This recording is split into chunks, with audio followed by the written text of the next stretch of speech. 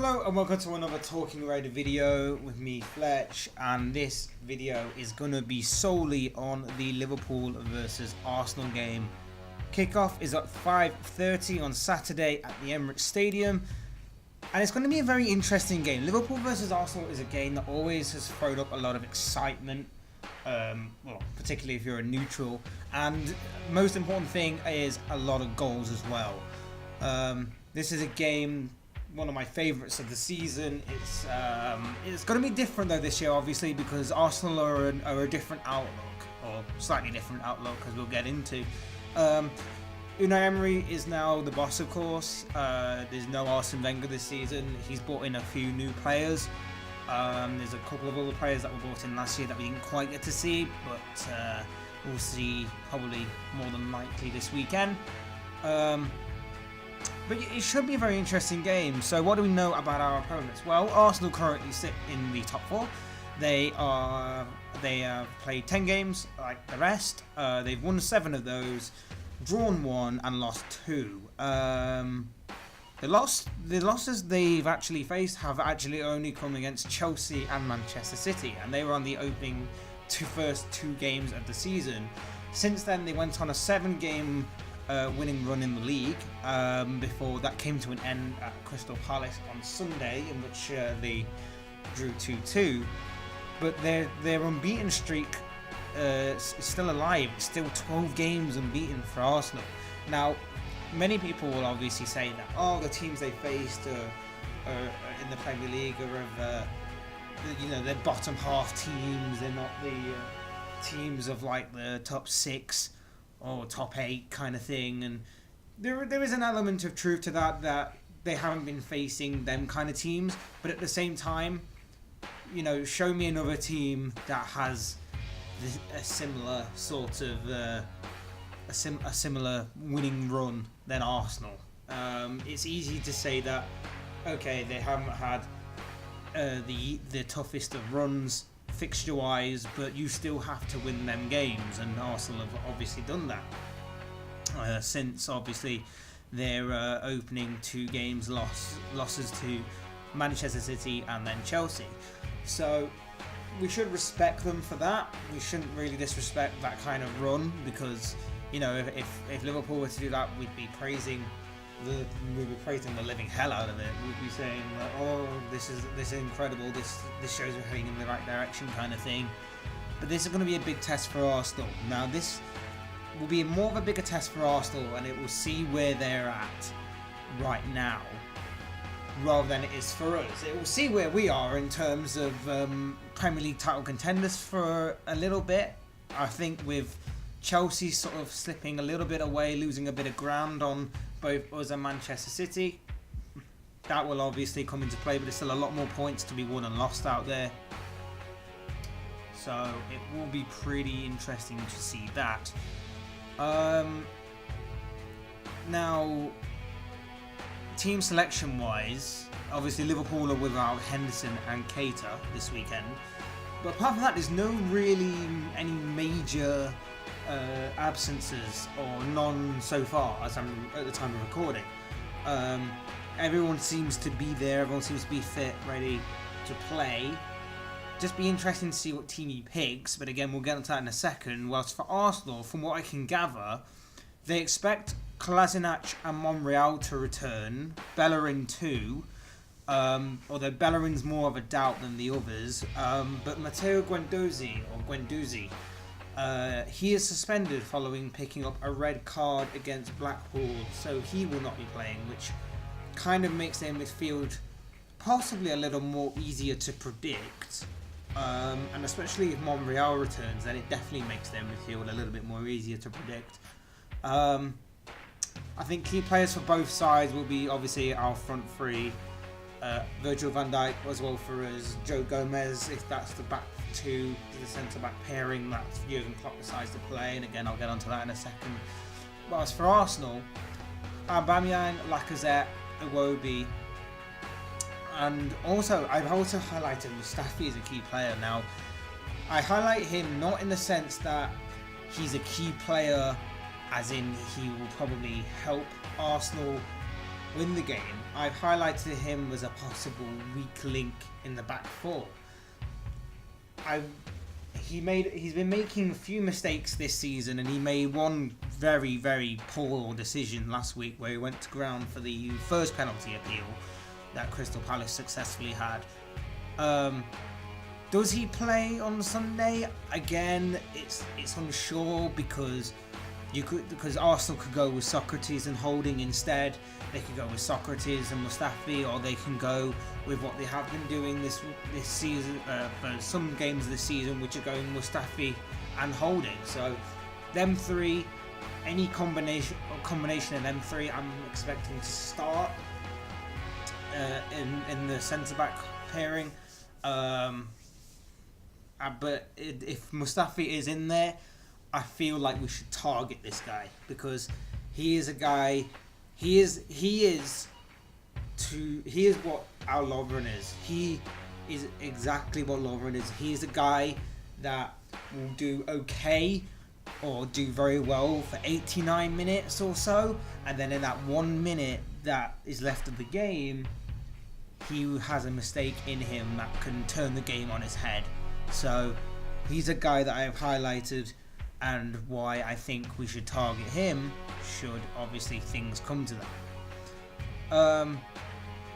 The selection problems that both sides face, Liverpool's main concern this season has been the midfield, which is our strongest midfield, and I think any sort of combination of our midfield is pretty strong and has the capabilities of beating anyone on their day. But the problem is which kind of combination do we go for this weekend? We went with Fabinho, Wijnaldum and Shaqiri last weekend. And that seemed to work well for a bit, especially Fabinho and Wijnaldum. Everyone seemed to be really impressed with that duo working together, being like pivotal. So when one goes, one stays kind of thing. Both are very flexible in that kind of thing. They can work with both roles when called upon. So it looked very good, and it looked like it could be something worth building on. Will Klopp go for it this weekend? I'm not 100% sure. And again, I will get on to my preferred team 11 as we get on. As far as Arsenal is concerned, it's mainly about their defence, midfield, their entire team really. I think we can probably guess who's going to be in goal in Bernd Leno. Their defence, it depends on fitness. For the right back situation, do they go with Lichtsteiner? Alright, he may not have the pace to keep up with Sadio Mane, but he will have the experience. Hector Bellerin is a little bit ill-disciplined in that kind of area, but he does have the pace to keep up with Mane, so again, that could be something. There's like two factors, one contradicts each other, so it will be interesting to see which one they go for. And of course, at left back, if Monreal or Kolasinac is fit, which one does he pick? Probably Monreal. If it was out of the two of them, I think he'd probably trust Monreal a little bit more, especially because Kolasinac has been out for longer than he has. But again, the fitness level of Monreal since coming back from injury, will he have the fitness to keep up with Salah for an entire 90 minutes? Or, if they're both not fit, will he have to play Granit Xhaka as a makeshift left back again? Now, we saw what could happen last week. I don't think it was a penalty, the whole Xhaka on Zaha thing. Zaha was clever in the way that he conned the referee into a penalty. I will say that. I will say he was clever. Makes him a cheat? Yeah, I guess it does. But again, he played for it. Many strikers probably would in that situation too. Don't condone it, of course I don't. But I'm just saying that Xhaka gave the referee a decision to make. The referee made that decision. It went against Xhaka. And again, a bit like Mustafi, he has that kind of tendency in him. No matter where he plays, whether it's him left back or midfield, Xhaka will have a tendency to make a bad choice or a bad decision, and it could work in our favour. He's also very likely to get booked, by the way, so he's a safe bet if you want to bet that he will get a yellow card at some point during the game, he's pretty much a safe bet on most games. So that will be interesting to see. And also, so depending on if Monreal or Kolasinac is fit, Xhaka will either play left back or in the midfield alongside Torreira, which has been a good combination, by the way, I've noticed this season. And then obviously up front, you'd expect Ozil to play in the number 10. On the right, you'd expect Iwobi. On the left, they could try and mix it up. They could try and drop an extra midfielder in there and Ramsey. But I think they will go for Aubameyang because I think they will try and target the right back position. If we play Trent Alexander-Arnold there, he has got better at defending this season especially. But I do think that Trent is still open to attack. He's still open to being a sort of weak link in our defence that many teams have tried to exploit before. And I think with Aubameyang playing in the sort of left wing role that he's been playing for Arsenal in recent weeks, that's why I believe that Aubameyang will start, and it will just be get the ball to Aubameyang and just let him go at Trent. Just let him go and see if they can force Trent to not be as attacking as what we know he can be. As I said, Torreira and Xhaka will work well in the midfield area if obviously Monreal or Kolasinac is fit. Ozil needs to be watched as well. He had a cracking game against Leicester the other week.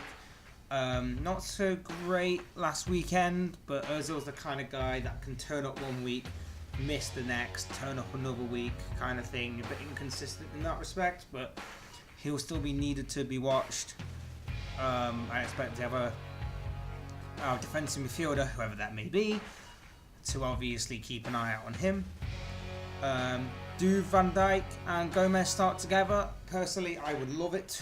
I would hope that them two start together, but there's no guarantee on that, as well as there's no guarantee on Trent starting at right back.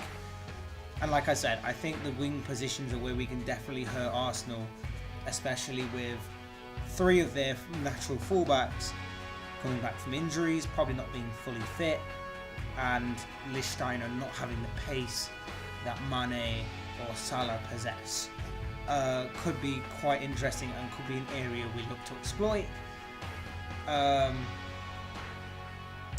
It's like I said, it's a game that produces plenty of talking points, plenty of goals, plenty of excitement. It's going to be a great game on Saturday, and you have to keep bearing in mind as well when I say that, since the last time we played Arsenal, they have a new manager, a new striker, Pierre-Emerick Aubameyang, like I said. Liverpool have grown stronger as well, defensively. It was 3-3 last time that we played them, and Liverpool were 2-0 up. We lost it within like 6 minutes or something for it to be 3-2 to Arsenal, and then I think Roberto Firmino rescued us with a point. So it is going to be a great game. I will say, like, if our pressing game is on point, we're going to get a lot of goals. And that is not just me going, oh, I'm a Liverpool fan, that's what I think will happen. That is honestly, if I was any other fan, I think if Liverpool's pressing game, because it is one of the best in the league, if Liverpool's pressing game is on point, and I think we will have to maybe move Firmino more forward, because he's been doing like a kind of a little bit more of a deeper role in recent weeks, which has made him not have much of an effect onto most games. But I think if we actually tell him, just go and play how he did last season, we'll give you that more advanced kind of role up front, go and do that. If our pressing game is good, we will stop Arsenal from playing it from the back, which is what they like to do. We will stop Arsenal from doing that, and we'll also probably hurt Arsenal, because Arsenal don't look the most comfortable at the back when they're on the ball. When they went to City, they obviously it was very early days, but both City and Chelsea both scared them, and even Arsenal have actually scared themselves a few times in games since then. They got a bit fortunate with certain certain points in games where they played it around the back and then they've actually miskicked it or something and it hasn't gone the way they expected it to go. So that will be something that I think we can exploit too.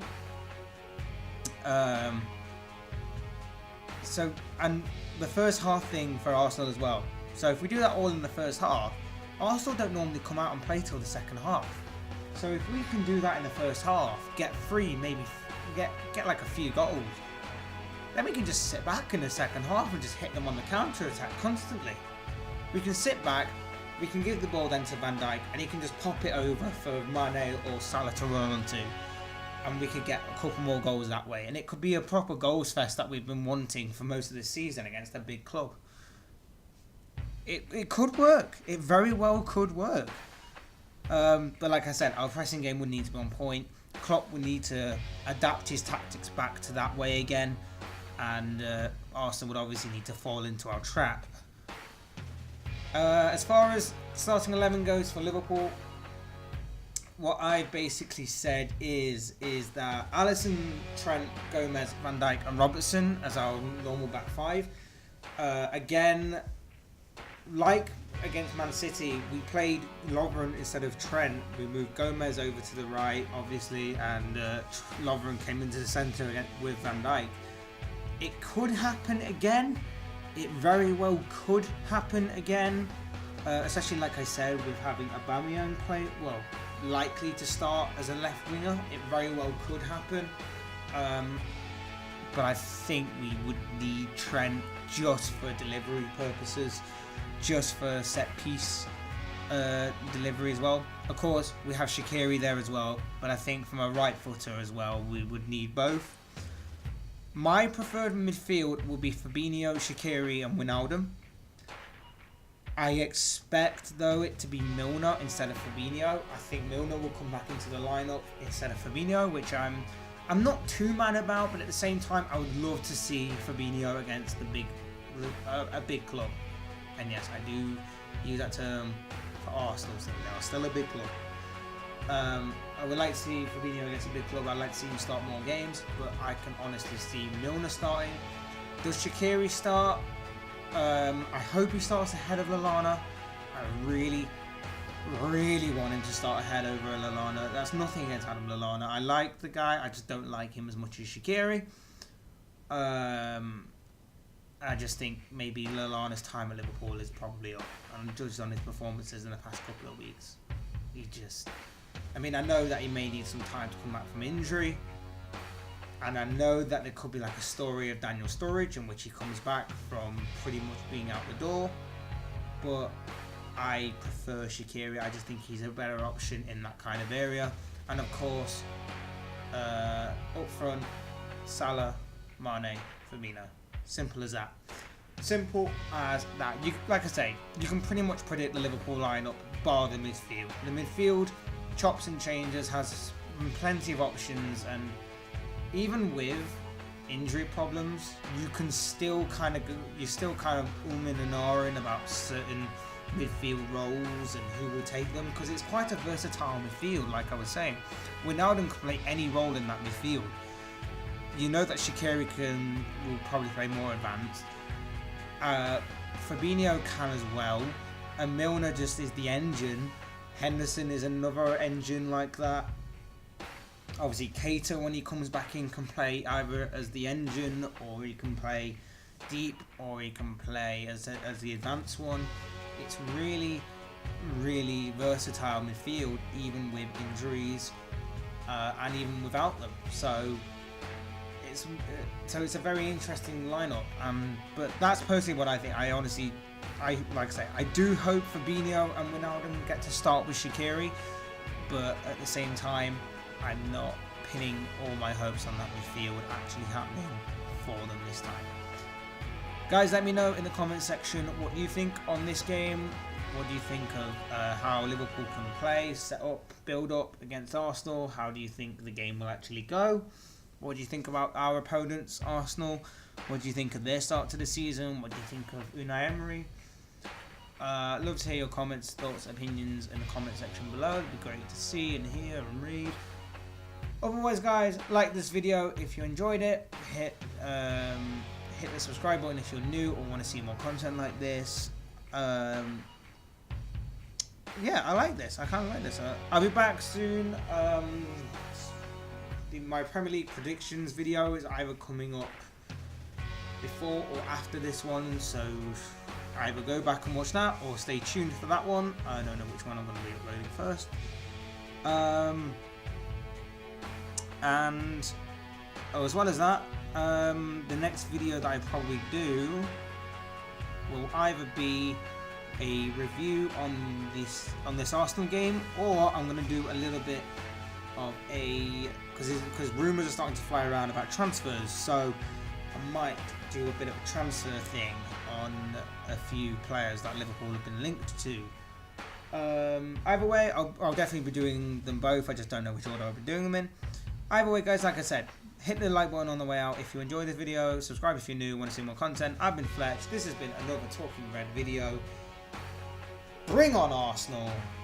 Let's go Liverpool. And I'll see you all in the next video.